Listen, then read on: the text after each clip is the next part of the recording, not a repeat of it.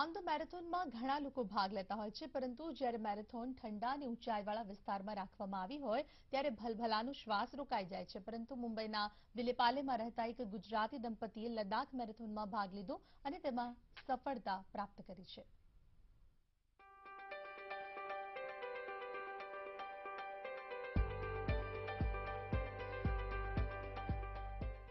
3500 મીટરની ઊંચાઈ, જ્યાં શ્વાસ લેવું પણ થઈ જાય છે મુશ્કેલ, અને આ ઊંચાઈએ દોડવું પડે તો તેનો અંદાજ લગાવતા જ પરસેવું છૂટી જાય.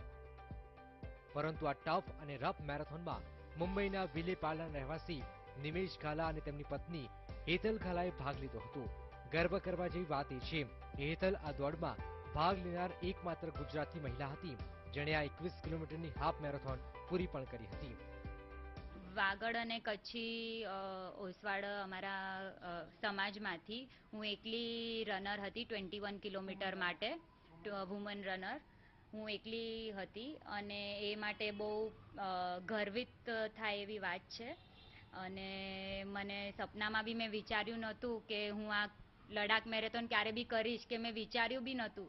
જે મેં પરિપૂર્ણ કરી એના માટે હું ગોડને, મારા ફેમિલીને બહુ થેન્કફુલ છું. લદ્દાખ મેરેથોન માટે નિમેશ અને હેતલે 3 મહિના પહેલા જ રજીસ્ટ્રેશન કરાવી લીધું હતું.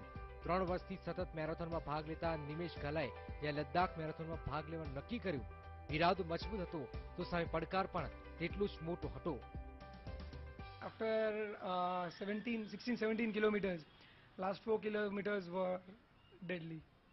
એટલે એ કમ્પ્લીટ કરતા આખે તાર આવી ગયા હતા, but we could complete in the given cut off time, so it was a good achievement. પગલે પગલે મુશ્કેલીઓ આવી હોવા છતાં નિમેશ અને હેતલે હાર ન માની. અંતરાત્મા કહેતો હતો કે મેરેથોન છોડીને મુંબઈ ભેગા થઈ જઈએ, પણ તેમણે મનોબળ મક્કમ રાખીને પૂરી કરી હાફ મેરેથોન અને એક સફળતાની કહાની લઈને મુંબઈ પરત ફર્યા. કૃપા પંડ્યા, ETV ન્યૂઝ, મુંબઈ.